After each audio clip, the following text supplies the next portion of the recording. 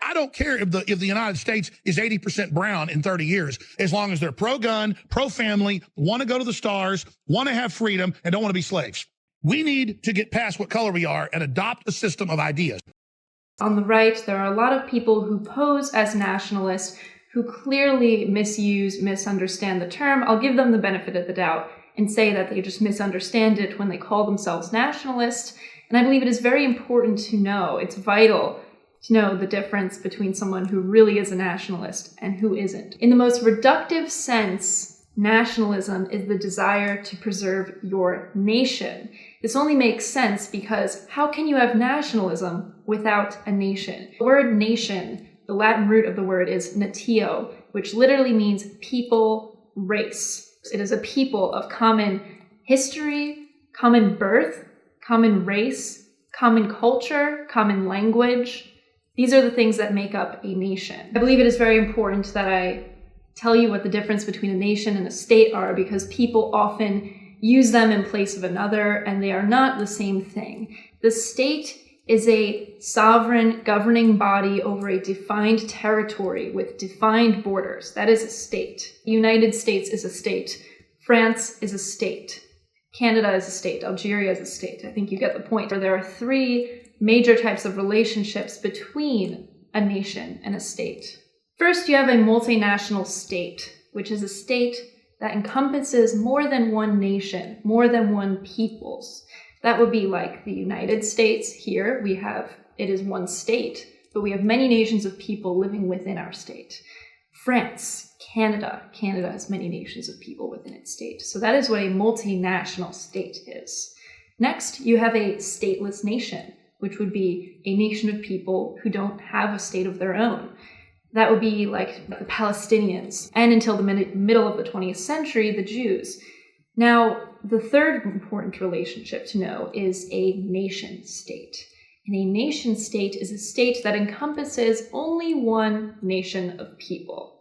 That would be like Japan, where most of the people in Japan are Japanese, or Iceland, or even Poland. Does that sound familiar to you? A state that encompasses just one nation? That's right, ethnostate. That is the word that people like to throw around here.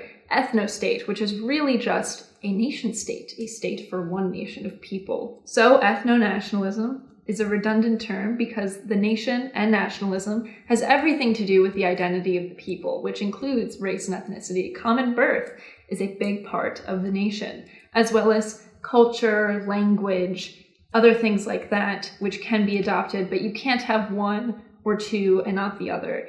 If you're not of common birth, you can never be a part of that nation. The civic nationalist, or faux nationalist, I might go back and forth between those terms, is not concerned with preserving race, ethnicity, culture. They are mostly concerned with preserving shared ideals. They believe that through shared ideals, they can preserve the way of life they love so much without the nation that built it. My question is, what is more natural or basic a drive than to simply exist? Survival. Civic nationalism is so unnatural because he does not wish to survive for his nation to survive. That is not a chip within his brain for his nation to survive. He doesn't care. He believes that as long as other nations that enter his state believe in the same things as he does, then his nation may dissipate, disappear, and he does not care for that. I wouldn't say that is actively suicidal because he does not wish for his race or his nation to, as far as I know, for them to disappear, or he's not actively trying to do that as far as I know, but it is sort of a passive suicidalness. Demographics is not an issue. Demographics is not a concern for a civic nationalist. As long as the people coming here claim to share a certain ideal, love for the Constitution maybe, then they are welcome. Not only is civic nationalism not nationalism because they do not wish to necessarily preserve the nation, it is actually an opposing force to nationalism, much like fire and ice, except it is paper versus blood. Paper being the belief of the civic nationalist and blood of the nationalist. Now, the civic nationalist may say that an African man with English documents that was maybe born there, English legal documents, is an Englishman, and that's why I use the term paper. If they have the legal documents, they are an Englishman. Now, the nationalists, such as myself, would say an African man could never be an Englishman, ever. Doesn't matter if he has legal documents. Sure, he's a legal member of the state. Remember, state versus nation. The African man may be a member of the state. I recognize that. He's a legal citizen of that country.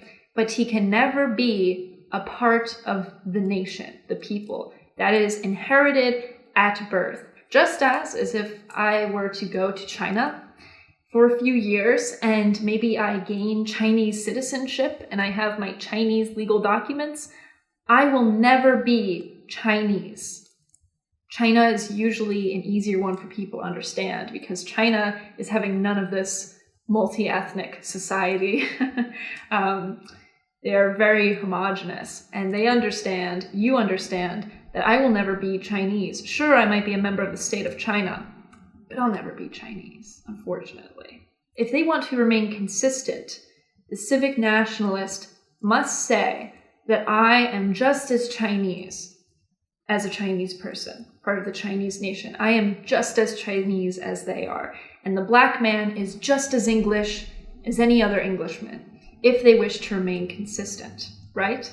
Well, if I were to be just as Chinese and he were to be just as English as either nation, then that would mean that identity does not exist. In-group preference does not exist. Heritable traits do not exist. They cannot exist if I am to be just as Chinese and he is to be just as English.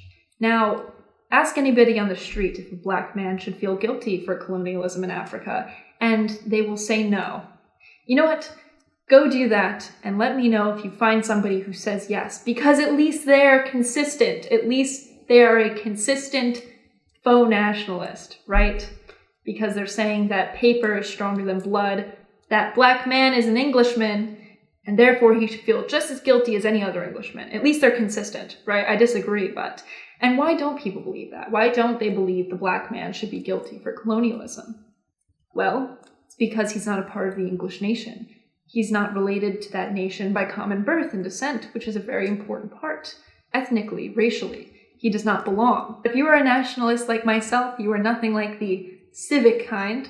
I actually want German to remain German. I know, well, Germany to remain German, that is. I know it's so, it's very controversial to say so. I want Japan to remain Japanese. Oh my gosh, what am I saying? What, do I want people to start attacking me now as a racist?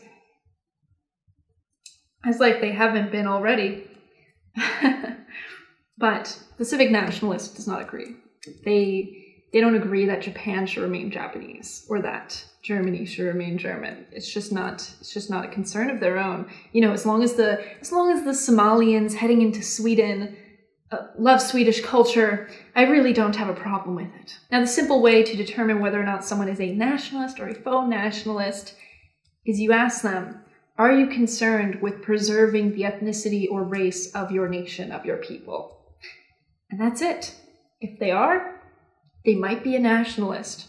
It's all about love. We love our people. I love my people. You should love your people. That's what it's all about. I think we could use a little bit more community from our own nations.